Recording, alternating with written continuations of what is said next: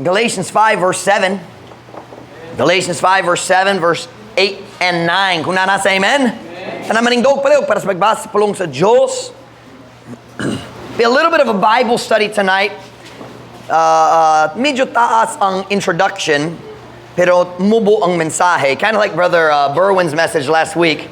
Dugay yun ang introduction dahil nag-ampo siya o magwalik na karon. Naglanta, humana pa siya, wala pa. And message, introduction lang, dayon magampo. Galatians chapter 5, verse 7, English una.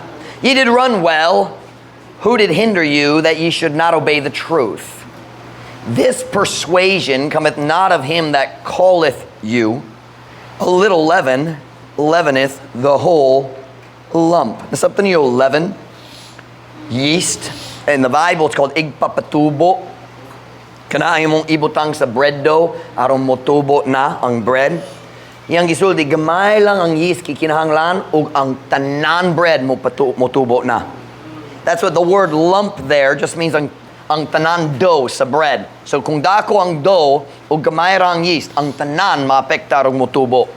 Sabtan niyo kana, Bisaya. Kamo midagan nga maayo, meaning sa una. Ye did run well. Dili na karon, pero sa una, kamo midagan nga maayo. Kinsa ba ang nagbabag kaninyo aron kamo dili managsugot sa kamatuoran, meaning dili na change. Kini nga pagkadani wala nagaabot gikan kaniya nga nagatawag kaninyo. Naka-story ka ba sa Diyos? Ang Diyos ang nagtawag kanato ngato sa kaluwasan. Ang usa kagamay nga igpapatubo, nagapatubo sa tibuok minasa. Ang pulong minasa just means the dough. Dili klarong minasa, di ba? Kabalo ba mo? Abay na ko nga nangatana ko sa una, walay tao kabalo. Okay, so kung manang minasa. Para sa English, lump. My dad used to call me a lump head, but that's different.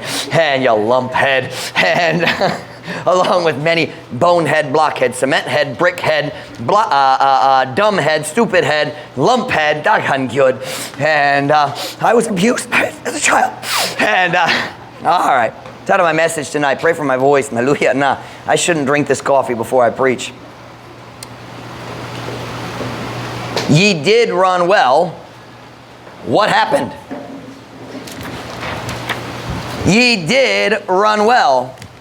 Midagan ka nga maayo. Unsay nahitabo? Ye did run well. What happened? You could also call it who is hindering you, but that's more boring. So we're going to keep it with the first one. Magkano na ta? Dayon ko mo makalingkod para sa mensahe. Dear Father, would you please bless the message? Would you fill me with your spirit? God, would you work in some hearts tonight? Lord, I know, Lord, there are people here tonight who need this truth, especially among our young people. Would you encourage hearts tonight? Would you challenge us, Lord, to make the right decision? Father, if somebody is hindering us from following you and following your will, dear God, would you please help us, Lord, to make the right decision tonight? Fill me with your spirit as I preach, God, please. Pray in Jesus' name. Amen. Pwede ka mo maglingkod.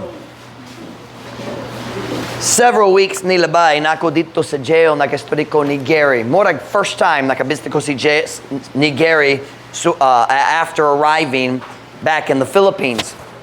Ug ako si Gary naglingkod, nagastorya. Ug si Gary naghimo nga statement nga interesting kayo. Iyang gihiskod, he said, you understand, si Gary na sa jail hapit na 8 years. Dugay na. Nakikita siya daghang tao mo sulod, mo gawas. But here's what he said.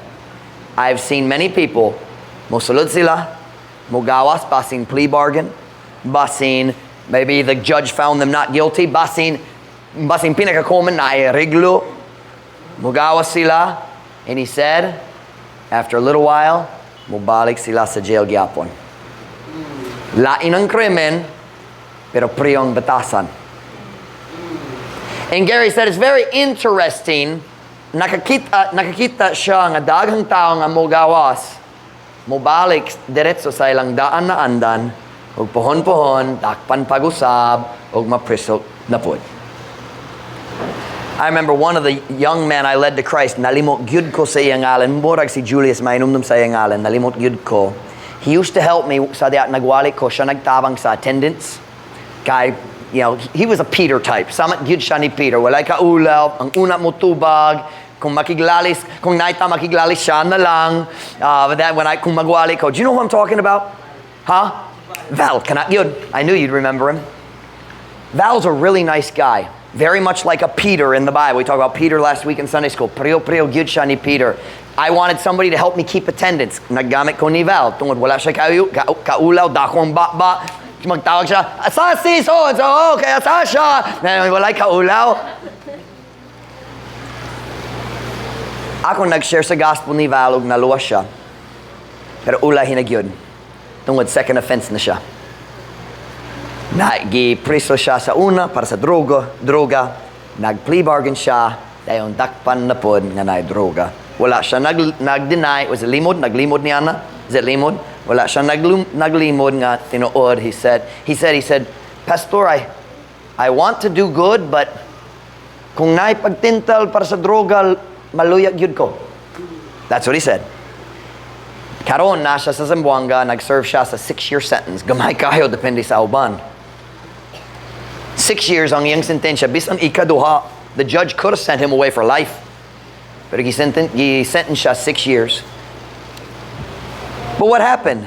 Si Val nagsulod sa jail. Wala pa siya nalawas sa first time. Basing ka na nakatabang. Dayon nigawa siya, but I'm certain, sa diyan nigawa siya nag-decision. Dili gyud ko mo palik sa droga. Nindot gyud ang Diyos kanako nga nakagawas ko sa jail. Pero sa dili madugay, balik na gyud siya sa droga. Na-addict yapon. And karon na siya sa Zamboanga. And that's what Gary was saying. He was saying, na daghang tao mugawas sa prisohan, mugawas sa jail, pero pohon-pohon mo balik gyud sila tungod walay kalihinan sa ilang pagkinabuhi. Are you listening? Last Tuesday, naglakaw ko, nag-exercise ko. I only exercised one day last week. And, pero naglakaw ko, nag-exercise ko. My goal was to walk 3 miles in 36 minutes. So nagtiwas ko sa akong goal, 3 miles na ako atbang sa experimental. So I was walking back from experimental, ug nagdesisyon ko nga ako muhapit sa shop ni Myrick. Kaya ka ni Myrick. Si Myrick, ako nag-share ni Myrick sa una. Dako gyud siya. Daghang tattoo, kikan sa iyang kaagi. So ako sige mo invite ko niya magsimba. Naluwas na siya, iyang asawa wala pa, strong Catholic gyud siya. Ang iyang asawa. Pero nag-decision ko ako muhapit sa shop ni Myrick. I think I told the story on Saturday. Gahapon basin. Nagabit ko sa shop ni Myrick. Friendly gyud si Myrick. Ogi ang asawa. She was the friendliest I've ever seen her. Normally, quiet kayo siya. Maglikay-likay na ko. Kaya tungod baptism good ko. Siya katolika. But this time, friendly siya. Nagtabit-tabit ni gamay. Siya nagsulti ni Myrick. Wow, mayog gyud ang iyang basaya. I said, tinuod gyud. Wala ko na yun yan na. Garboso. But anyway, but then, nag-story ko ni Myrick. Tayo siya nagtulo sa mga batanon. Nag-birthday party dito nagkaon sila sa lamesa. And he said, hatagi sila og basohon. I said, okay naman. And so ako ni hatag kanila. Dayon samtang ako ni hatag nila. Nagadoon ko og tingog gikan sa sunod table. Hey, Pastor Mike! Nahubog gamay. Wala ko kailan niya. Nagduo ko kaniya. I said, giyon sa nimo paghibalo na ko. Ma'am Joy! I said, oh, ikaw ang client ni Ma'am Joy. Dayon, nagtulo siya sa engkaban. Babae man, shopwood. Nagdaghang ilim nun diha sa lamesa. Baldi. Dali baldi yun, pero murag baldi. Napuno sa ice. Daghang butili nga sa ilim nun. Ako nagtanaw kaniya, oh, ikaw ang client ni Ma'am Joy. Oh! I said, o ka na, mo pabalik yun ni mo sa prisohan. Siya, cute siya. He sounded like a puppy. You ever heard a puppy whimper? Oh, kanayang gihimo. Oh no. Kanayang gisulti. Dili raw. I said, halos tanan tao sulod sa jail. Ang ilim no nakapil sa ilang krimen. Pero nahubog na siya. Hindi ka magatabang kaniya. Pero tinod yun. Kung magpadayon siya ni anak nga dalan, Puhon-puhon, ako makita niya sa jail pag-usab. Especially kung ang iyang kaso, droga. Itong rangalim nung kanunay, mo pabalik ni mo sa droga. Kanunay. So why is it that so many people mo sulod sa jail, maghimo sa mayong mga decision sulod sa jail, tayo mo gawas na, o sa dalit mo dugay, balik na sa jail. I'll tell you why. Tungod kung sila mo gawas sa jail, dalit sila mag-change sa bisan unsa sa ilang pagkinabuhi. Pero nga barkada, pero nga kahilayan, pero nga kabuwang, o pohon-pohon, mo balik sila sa jail. Ako musultin mo sa kalina ni Julius ug tanan kanila. Nigawas siya sa jail, nasa diri sa simbahan sa sunod Domingo. Kanang kalinan. Ug ang Diyos nag-change gyud sa ang kinabuhi, pinaagi sa simbahan. Pinaagi sa pulong sa Diyos, pero unsa ang Diyos mo gamit sa pagwalit diha sa simbahan. Pero daghang tao mo gawas sa jail, pero hinay, sa dalit madugay mo balik na gyud. Ngano man, sama niyan ang tao ng istorya nako, I have no idea who he is. I'd never seen him before. I think nakadoon siya sa akong pagwali para nimo. Pero, sa diyan nigawas siya sa jail, wala gyud ang kausbanan sa iyang kinabuhi. Pareho nga barkada, pareho nga dautang higala, pareho nga kabuwang, pareho nga kahilayan. O ang tumong, sa word, ang tumong, pohon-pohon, pareho manggurang tumong, balik na gyud siya sa jail. It's not gonna change. Oh, basin dali siya mo balik sa jail. Basin ako mukita ko sa iyang motor, nabuwak gyud sa rotunda, pohon-pohon. Sama sa tao nga gipatay duwa ka semana nilabay. 26 years old ra. Nagmotor siya gipatay gyud. Anyway, back to my story about Gary. So naga-story ko ni Gary basin 4 weeks nilabay. Ug si Gary nagyon, makakita ko daghang tao mo gawas ug mobalik ra gyapon. Ni said pero nay us ka babae nga nadari sa una. Nigawas siya, wala siya laing arrest record, wala siya laing problema. He said, pero many times, mobalik siya sa jail, o mobisita sa laing tao sulod sa jail, yung mga kaila sa una. Siya mobisita magsulay, mutabang sa mga tao sa jail. And he said, kini nga babae, one time, nakabisita siya sa jail, and si Gary nakadoon sa conversation. I don't know who it was or what, I was not a part of it, but Gary's just talking. He said, naay tao, nangutana sa babae, unsay mong gihimo? Aron, wala gyud ka nagbalik sa jail. Unsang kalina nimo og daghang lain. Pag kinang yang tubag, you ready?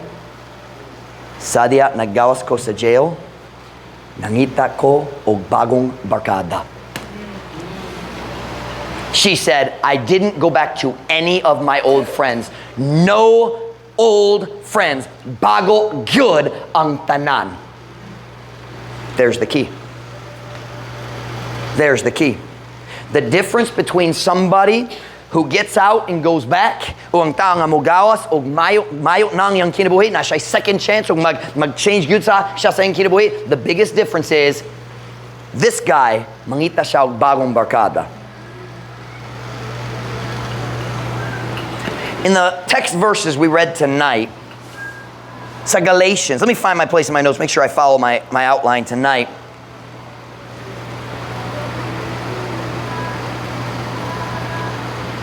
Let me find where I am. Galatians chapter 1. Turn there with me if you would.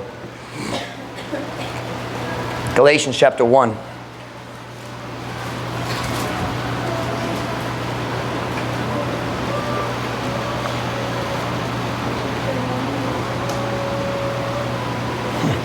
Galatians chapter 1 verse 1.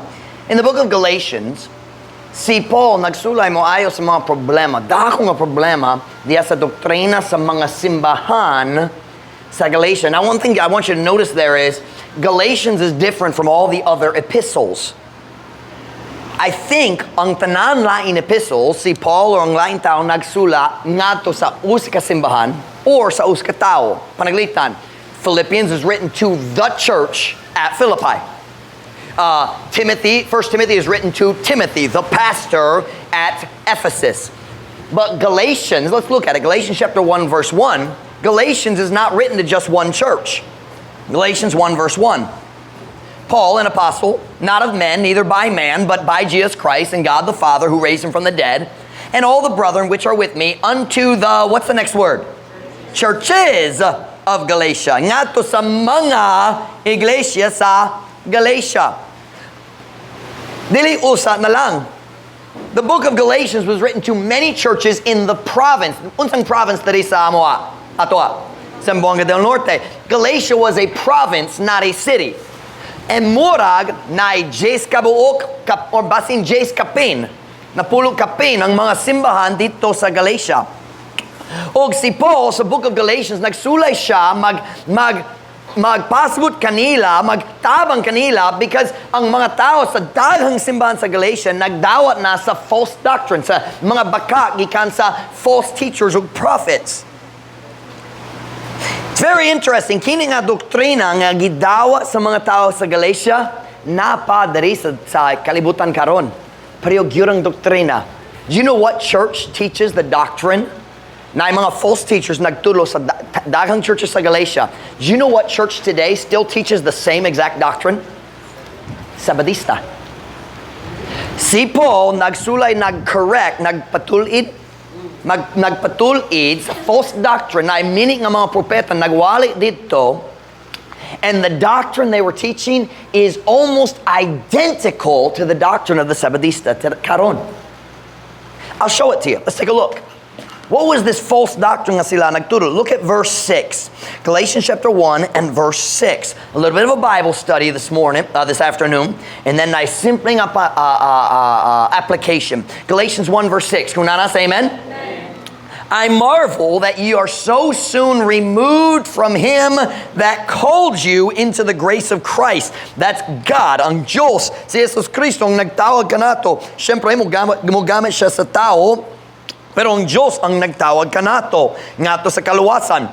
That called you into the grace of Christ unto another gospel. So you are soon removed unto another gospel, which is not another, but there be some that trouble you and would pervert the gospel of Christ.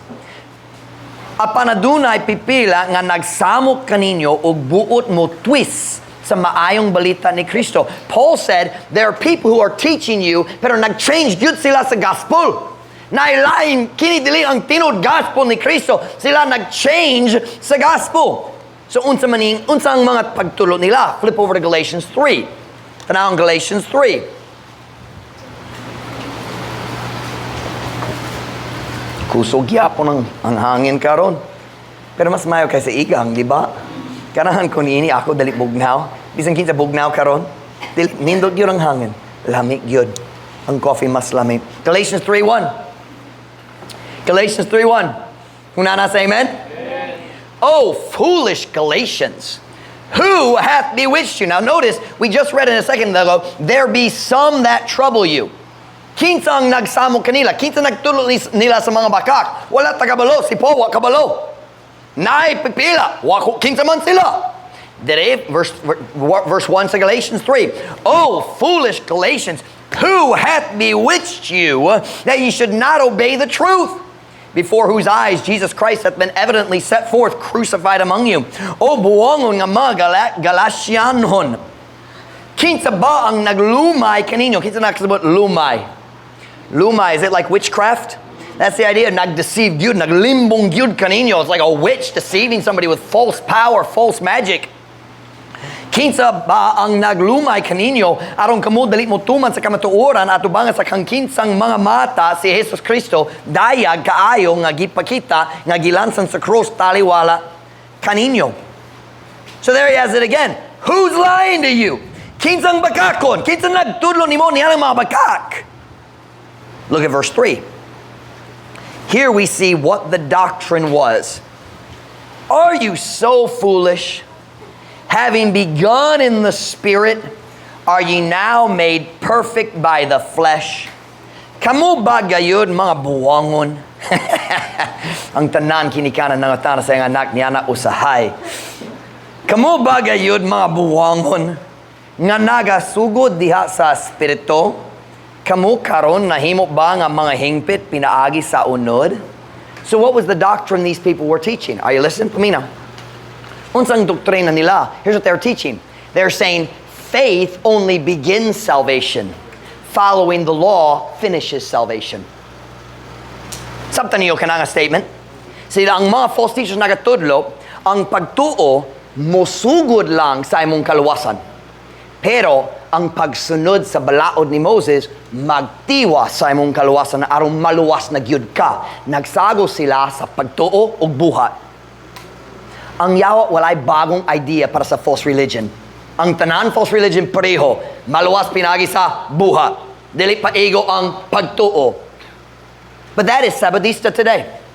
We're saved by faith in Christ. So, ikaw magadoon sila. Ako nagadoon. Ang tao nagwali dito sa Hayat, do sa mong daan lugar sa Banonong Crossing. Abi ko, man, he sounds like a Baptist. Isog siya sa kanako. Baptist man. Dayon nagduol ko, nagwali siya sa Romans Road. Kitang tanan makasasala. Hangbay, sa salama ang kamatayon. By the way, I heard a Jehovah's Witness use the Romans Road. Pero ang kaliinan, kumubot sila sa third point, dili sila mosultis ka matuoran. Dili sila motulong nga kompleto ang bayad ni Kristo. But anyway, ako nagdoon, ako asa siya gikan? Unsa yang simbahan? Sabadista siya. Tuo kayo sa akong pagwali. Pero malibog yun ang ilang mga membro. Because sila mo tulo, si Kristo nagbayad para sa mga sala, pero kung ganahan ka maluwas, kinahanglan ka mo to, ug mo sunod sa balaod. Ug muwali mo simba sa Sabado na lang. Ug dali mo ka nagbaboy ug lain-lain. That is exactly what they were teaching in Galatians. The same doctrine that Sabadista churches are preaching today is the false doctrine that Paul was fighting against in Galatians. Kung mostore ka sa Sabadista, gana sila makilalis, kinang saktong tubag, ina siya, dili ko makilalis. Pero kung ganan ka mukaton sa atong gituhan, kabay ni ini, basa lang ang Galatians. Kanara, ikaw ba nagbasa na sa Galatians? Wala pa, basa na lang. Just basa na lang. It's so clear. Klaro yun. Paul asked, okay, nag-start ka mo pinagi sa spirito, pinagi sa pagtuo lang. Kuno na ka nga makompleto ba ang imong kaluwasan pinagi sa buhat sa imong unod? Buwang. That's what he's saying. Look down at verse 11. Look at verse 11. Galatians 3:11. Kung nasa amen? But that no man is justified by the law in the sight of God, it is evident, for the just shall live by faith. Apan, walay tao nga gipakamatarong pinagi sa balaod diha sa pananaw sa Diyos. Kiniklaro, kayang matarong magkinabuhi pinagi sa pagtuo. I think you could also translate that ang matarong mabuhi, meaning nanay kinabuhing walay katapusan. Live, mabuhi pinagi sa pagtuo. Look at verse 12. And the law is not of faith. O ang balaod dili iya sa pagtuo, but the man that doeth them shall live in them. Apan ang tao nga nagabuhat kanila magkinabuhi diyan kanila. What is Paul saying? He's saying faith and law dili pwede masagol. Lahig yun. Go over to Galatians 2:16. We see the same theme again. Galatians 2:16.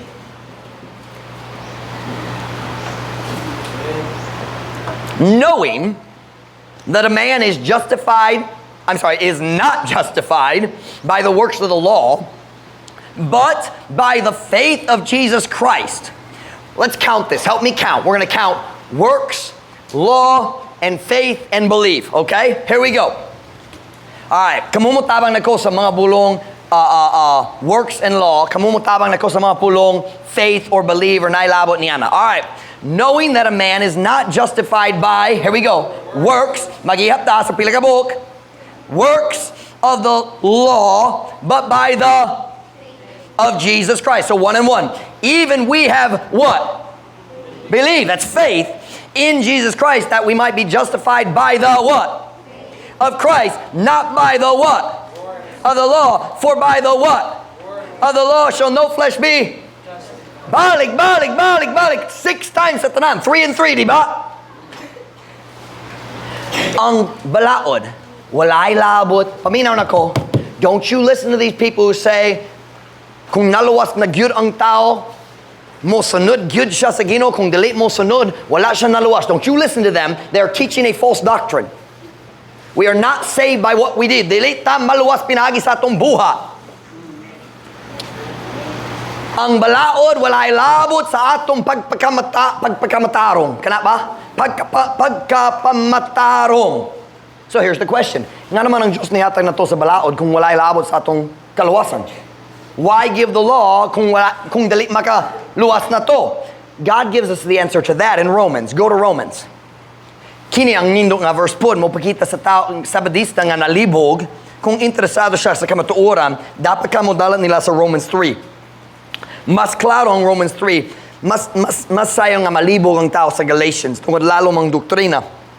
Pero sa Romans 3:19 and 20, klaro gyud mo pakita na to sa rasong ang Diyos mihatag kanato sa balaod.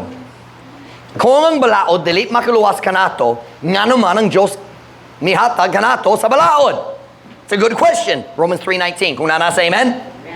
Now we know that whatsoever the law saith, it saith to them who are under the law. Why?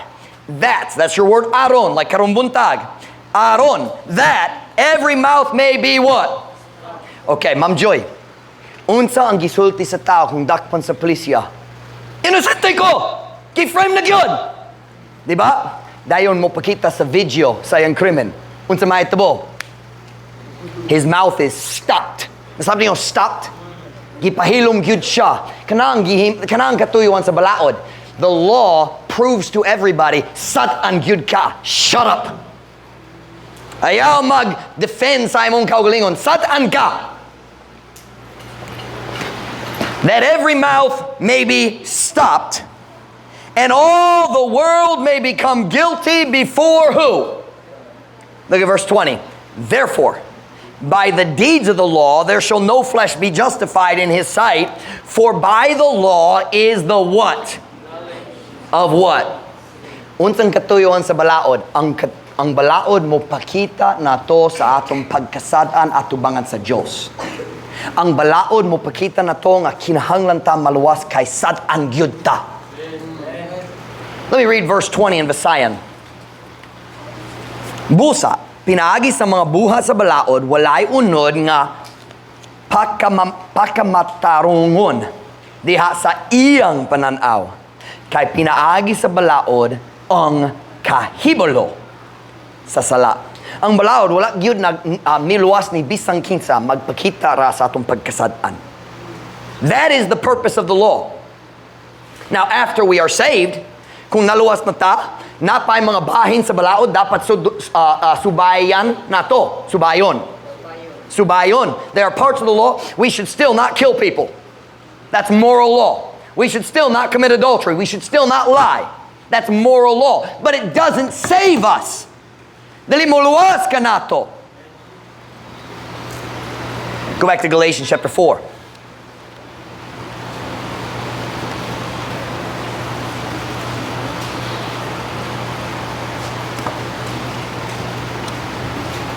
Usahay ang mga sabadista musulti sa tao sama kanato. Oh, preo ta, just kamo sa Domingo kami sa Sabado. You ever heard that one? That's not true. Lahi sila sa tanan. They're teaching another gospel. It's very hard to show the difference sometimes tungod sa ilang mga pulong, but they are not teaching the gospel of Christ. Look at this here. Galatians 4:10. Here we see another perfect description sa Sabadista. Ye observe what? Days. Have you ever heard this? You have to have church on Saturday. You ever heard that? Ye observe days and months and times and years. What is that? Sila nagsubay sa Old Testament calendar ang agisugo sa Diyos. But the Bible's very clear. Everything in the Old Testament calendar was just a picture of Jesus. Ang tanan, the Sabbath was a picture of Christ. Kung ang tao magato nagyud ni Jesus Kristo, magpahulay siya diya sa iyang pagsalig ni Kristo, dili na siya magsulay muluwas sa iyang kaugalingon. Wala na paningkamo para sa iyang kaluwasan. The Sabbath is a picture of Christ. Christ is our rest. The Bible says, I believe in the book of Hebrews. Everything in the Jewish calendar was a picture of Jesus dying on the cross or paying for our sins or something kabayan ni Jesus Kristo. But what does he say? Ye observe days and years and months. Kind of sounds like the Sabadista, doesn't it? Diba? It's not new doctrine. Dili bagong doktrina. Daan gyud. Ang yawat nag-introduce niya nga doktrina dugay na. Ang pagtuo dili igo kinahanglan pod og mga buha. Subay sa balaod. Don't be confused by that. Ayaw malibog kabay niya na. I could show you one more, but I'm not going to. Listen to me very carefully. The doctrine Paul was fighting was this. Ang tao nagtudlo, ang pagtuo lamang na ay kulang. Kai, faith without works is dead. Someday magsulat ko sa book kabay niya, nagamay nga booklet sa Bisaya good. Tungod daghang tao malibog kabay niya na. I've preached on it before, pero malibog gihapon ta. Diba? Kung magsuwanin ka, kung tao magsultin mo, but faith without works is dead. Huwag kong kabalong tubag, pastor. Tinood ba? Tinood? Puon. I'm hoping God will let me write some simple Visayan books to explain doctrinal things like that. Makatabang sa mga membro na to. But here's the point I'm making. The difference between us, I don't know why God wanted me to talk about this. It's not like any of us are Sabadista. But the difference between us and Sabadista is not small. It's huge. Ang ilang doktrina mo padala sa tao sa impyerno. Tungod wala sila nagatuod gyud sa Ginoo. Kung ikaw mosulti, nagatuo ko ni Kristo pero depende pa sa akong buha. Kung dili ko magpadayon, so nagsalig na sa imong kaugalingon. To ni Ginoong Jesus Kristo ikaw maluwas. Pero depende pa kanako. Dangerous doctrine. Now, let's go back to Galatians 5 verse 7. All of that was just an introduction to show you I do know the background of Galatians because I'm going to apply the truth tonight very simply. Sa diya si Paul nagastorya diri sa Galatians 5, he's talking about people who are making bad decisions because of bad doctrine. Galatians 5 verse 7. Ye did run well, who did hinder you that ye should not obey the truth? Kinsa bang nagbabag kaninyo aron kamo dili managsugot sa kamatuoran. So these verses are talking about people who are deceived by false doctrine. However, these verses, the truth in these verses applies to every area of our Christian life. Now, kanan ko ang tanan batanon paminaw ko. Tanan batanon, tanan bata, tanaw ko. This will apply to the adults, but I'm talking to our young people. Tanaw ko kamong mga bata. Tanaw ko. Look with me if you would at verse 7. Ye did run well. What is he talking about? Unsi ang giistoryahan. He's saying sa una, sa diya bago kamo naluwas, nagdagan mo para sa Ginoo. You remember Brother Berwin's message on Wednesday? The run for truth. You remember that? He said, nagdagan ka para sa Ginoo. Meaning, naningkamot ka, excited ka, uptick ka para sa work sa Ginoo. Sa diya bago pa ka naluwas. Now everybody look at me. Tanaw ko. Kung mga batanon, nag-experience ba ka sa una? Nainom na ba ka sa panahon, mas excited yun ka kabayan sa pagpangalan sa Ginoo? Now, I know this applies to the adults too, but you just let me talk to the young people for a minute, okay? Naay panahon, mas excited ka, pero karon mabugnaw na ang kasing-kasing. Kabalo mo, ye did run well. Naay panahon nga excited ka. Naay panahon nga likon ka. Naay panahon nga wala kay labot kabayan sa mga butang sa kalibutan. Interesado ka magsunod sa Ginoo, mulagit sa Ginoo. Unsa na ito mo? That's what Paul's asking. Ye did run. Watch the next 4 words. Look at it. Look at it. 4 words. Who did hinder you? Not what. Y'all see that? Wala siya nangatana, unsay nagbabag nimo. He didn't say that. He said, who? Nagsulti siya, kinsa man ang nagbabag kanimo gikan sa pagsunod sa Ginoo. Who? And there we see, in the next 3 verses, what happens to a Christian? Nag-excited siya mo lagat sa Ginoo. Dayon maghinay-hinay siya, dayon mag-stop. Wala na'y dagan para sa Ginoo, wala na'y kalipay diha sayang pagpagalaga sa Ginoo. Basin magsimba gyapon pero wala na'y abtik. What causes that? Unsang hinungdan? Paul shows us here the process. Unsaon nga ang Kristohano nga nagdagan para sa Ginoo, hinay-hinay, mahisala gikan sa Ginoo. How does that happen? Paul tells us right here. And the word he uses is who. Watch me now. What does that mean? Who means naitaw. Ang problema dili ang butang, ang problema dili ang pagtintal, ang problema dili ang kahilayan, ang problema mao ang tao. Mom Ruth, are you ready? Do you have those notes? Brother JD, take that chair and stick it on the end for Mom Ruth, would you please? How does a Christian, look at me now. Nagsulay ko mutabang kaninyo. Uban niyo mga batanon sa una, excited mo kabahin sa Ginoo, pero karong bugnaw na ang kasing-kasing. Unsa na ito po? I'm going to show you. Galatians 5:7. Step 1. How does a Christian go from running for God to running from God? Sabta niyo ka na? Unsa ang exciting ang Kristohanon? Unsa niya magikan sa pagdagan alang sa Ginoo ngadto sa pagdagan gikan sa Ginoo. Sabta na? Is that correct? Dili klaro kayo? Pero dool? English, I don't know how to do gikan. I don't know how to translate that. But you understand what I'm saying tonight? Nasabta niyo ka na? How does that happen to a Christian? Karon, excited para sa Ginoo. Pero sa dali madugay, naglayas gikan sa Ginoo. Magdagan na lang sa Ginoo, karon, maglayas gikan sa Ginoo. Unsa na ito mo? Step 1. Ye did run well. Who did hinder you? Step 1. He gets too close to the wrong people. Magsuod siya sa sayo ng mga tao. Let me tell you right now, kung bugnaw na ang imong kasing-kasing karon, ako musulti nimo sa rason. Dali tungod sa pagtintal, dali tungod sa cellphone, dali tungod sa imong computer, dali tungod sa bisan unsa, ang problema mao ang tao. Kinsa ang tao nga suod nimo?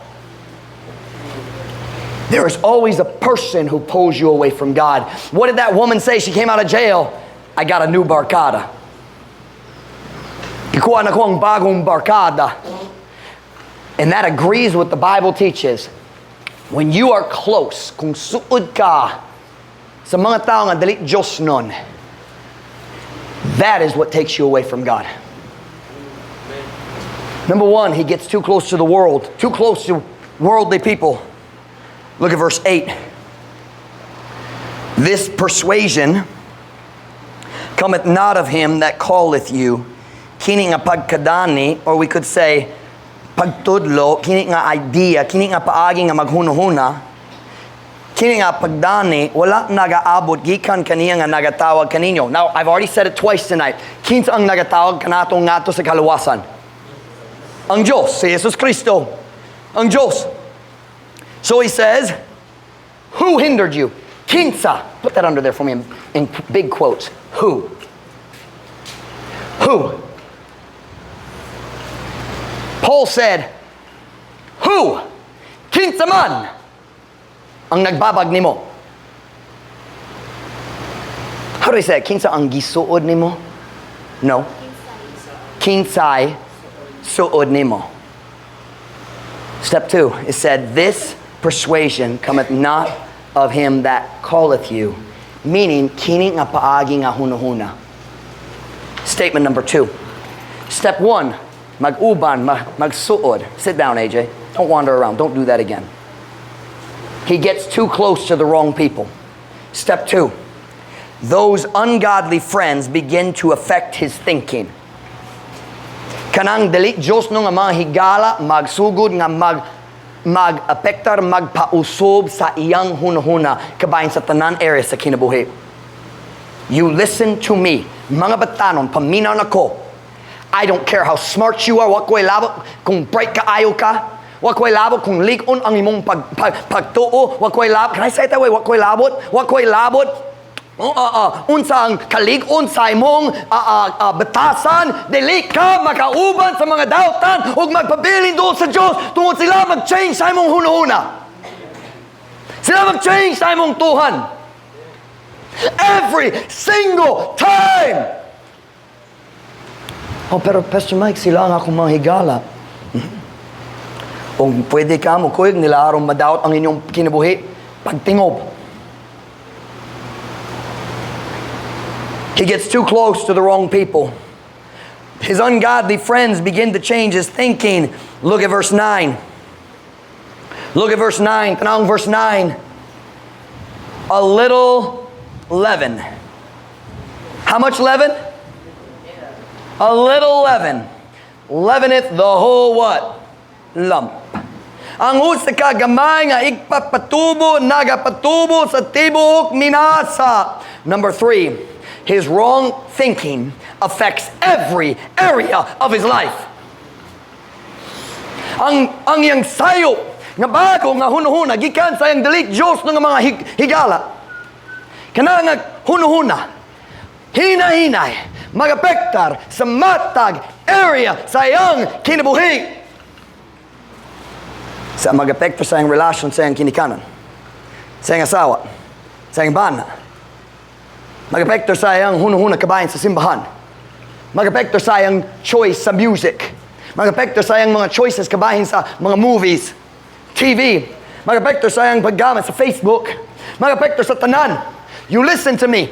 You can't have wrong friends and stay close to God. You can't. You can't. Pastor Kaya Nako, dili kaya. It has never happened. Wala good. Now look at me. Huna-huna ta. Kung naay membro sa atong simbahan sa una, batanon, mag-start siya, mag-uban sa mga kalibutanhon or mga tao naluwas, maybe mga backsliders, o mag-start magkuyog, magsuri-suri sila, pipila ka si mana ra, o mag-start siya mag-absent sa simbahan. Tinod ba? Tungod, watch, kung mag-start, mag-uban sa sayop ng mga tao, dali Diyos ng mga tao, the who, sila mag-apektar sa imong hunuhuna. O kana nga change sa imong hunuhuna, mag-apektar sa matag area sa imong kinabuhi. Walay exceptions. Say, well, Pastor Mike, my life will be different. Really? I love the verse. There is a way. How many ways? How many ways? A way means how many? One. There is a way, na usa ka dalan, that seemeth right unto a man. Na usa ka dalan nga daw matarong sa usa ka tao or alang sa usa ka tao. So how many ways? Pila ka dalan? Every young person, matag batanong naghuno-huna, lahi ang akong kahimtang, lahi ang akong situation, pwede ko mag-uban sa akong kalibutan ng mga higala sa eskwela, pwede ko maniyuto uban kanila, pwede ko maglantaw-lantaw sa ilang Facebook uban nila, pwede ko magbantay sa ilang joke-joke, mga prank video uban nila sa eskwela, mag-joke-joke lang, magkatawa, ha-ha-ha, pwede ko mo-uban sa mga dautan, o kanadali mo apektar na ko. You think your way is gonna be different. Huno-huna ka, ang lain tao magbiya sa Ginoo, pero okay naman ko, kung ako muuban sa mga kalibutanhon, dali mag-apektar na ako. There is a way which seemeth right unto a man, but the end thereof are the ways of death. Do you know what that means? Come here, Dexter, come here. Kuyog na. Michael, come here. Vaughn, come here. Paul, come here.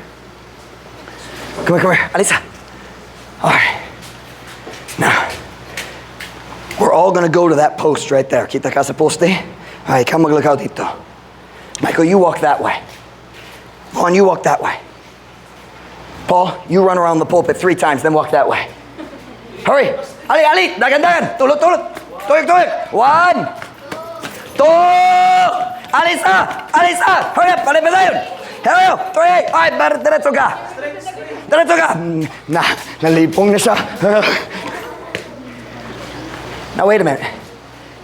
Matagusa sila na ilaing nga dalan. Pero ang katapusan pareho sa tanan. Every fool thinks my path is different. Ako makasubay sa akong kaugalingon idea, akong kaugalingon dreams. I can follow my dreams like the world says. And my path will be different. God says, no matter which path you take, if it's your path, the end is the same. Mga dalan sa kamatayon. Salamat, gentlemen. Have a seat. Good job, guys. Okay na ka, Paul? Kapoy ko. So, everybody look at me right now. I have a simple question. Kinsay mong higala? Diyos nun ba? Ang imong mga higala sa eskwela, Diyos nun, batanon. Unsa na itabo? Sa una ka muna ni Udto dire, unsa na itabo? Unsa na itabo? Dili na comfortable dire. Akong mga higala, dili ganan mo kuyog. So, basin dili dapat ka mo kuyog-kuyog nila. Kung imong mga higala, dili comfortable, maniudto sa simbahan. Murag dili sila ang Diyos nung nga mga higala. Kinsa man sila. I have a question. Ang last time na sayop ka, nagbantay ka sa dautang video sa YouTube. Nagbantay ka sa dautang video sa Facebook. Gitintalan ka nga mag-inom. Ang tao nag-offer nimo sa sigarilyo. Ang last time na ay dakong pagtintal or dakong sayop sa imong kinabuhi, kinsay mong kauban niya ng panahon na. Siya ang dautang higala ang akong giwali ang karon. Siya ang higala kinahanglan biyaan gyud kanimo. Because the Bible says, ang Biblia nagingon, I lost it, hold on. He that walketh with wise men shall be wise, but a companion of fools shall be destroyed. Siya nga nagalakauban sa mga maalamon, mahimong maalamon, apan ang kauban sa mga buwangon, maguba. Hey, young people, look at your pastor today. You can think all you want. Pwede ko malingaw-lingaw sa eskwela lang. Unsa may ito sa katapusan, mo pektar sa matag area sa mong kinabuhi. Hey, young people, daghang batanon sa una, faithful gyud sa soul winning, unsa na itabo? Ako musuldi nimo unsa na itabo? Na kay mga higala nga nagpalayo nimo gikan sa Dios. Dili na excited kabahin sa soul winning. So na yung mga alibay. Some of you need to separate from some friends. Because they're going to affect every area of your life. Dili eskwela lang. Simbahan, soul winning, pagbasa sa Biblia. Kamusta ang imong pagbasa sa Biblia? Sa una, mag-posting yun. Nagbasa ba ka sa Biblia? Nagbasa pa ta sa Biblia? No, busy gyud ta sa atong kalibutan ng mga higala. The end thereof are the ways of death. Companion of fools shall be destroyed. So I'm asking, kinsay mong higala sa eskwela? Kinsay mong mga friends sa Facebook? Magkatawa ka sa ilang dautang mga post? Who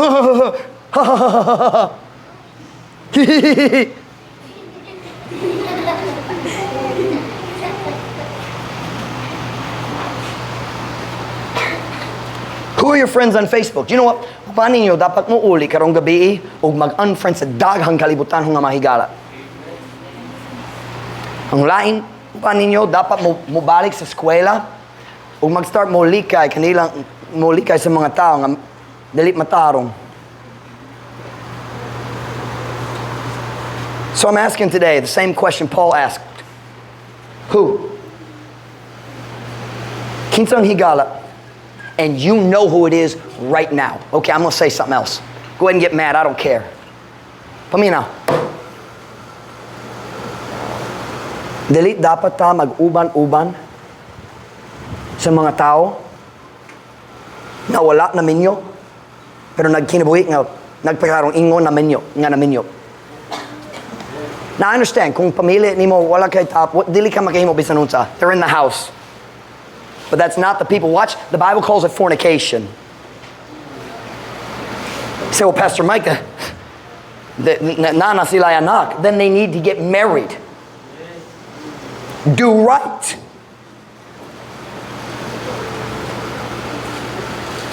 Ang Diyos mo pasaylo sa bisan unsang sayop sa kaagi. Namidaghang tao sa among ministry karon na isala sa wala pa sila na minyo. Pero karon sila na minyo, nagsunod sa plano sa Diyos. Kung nalipay yun ko kanilang tanan. Pero dali dapat ka mag-uban-uban sa mga fornicators.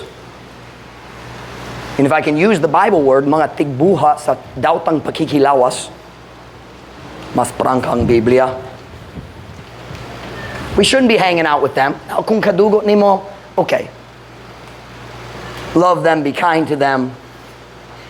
Pero kung wala relasyon, they shouldn't be the people you spend time with. Pagpalayo sila nimo gikan sa Ginoo. They are living in wicked sin. It is wicked. It is wicked. It is not, oh, kitang tanan maghimo niya na dali sa dapitan. It is wicked. Kung ang tibok kalibutan na fornication sa ilang kinabuhi, dautan gihapon ka na. Get right with God and get married. Why don't you look at your friends and say, na mga friends kinahanglan, what's the word I'm looking for? Biyaan nako. Right now, hunahuna, kinsang higala ng Diyos nagpakita nimo karon. Who is God showing you now? Kinsang na tubangan nimo sa imong hunahuna. Kinahanglan ka mo biyat niya. Who? There's always a who. Kanunay na tao. Kung mupalayo ka sa Ginoo, mag-start sa sayop ng mga relasyon. Some of you need to get away from worldly friends at school. Hey, stop looking at other people's phones at school. Hey, I know. Oh, tanawan ni, katawan ng gyud ni. Aha. Umubantay ka, dali ka comfortably, kay kabalo ka, dautan. Dayon magkatawa, dali comfortably. I got a suggestion, be a Christian and walk away. Oh, sila masukon nako. So, dayon! Ug dili sila mo tabang nimo kung madawat imong kinabuhi. Kung madawat na ang imong kinabuhi, kinsang mo tabang nimo? Pastor Mike!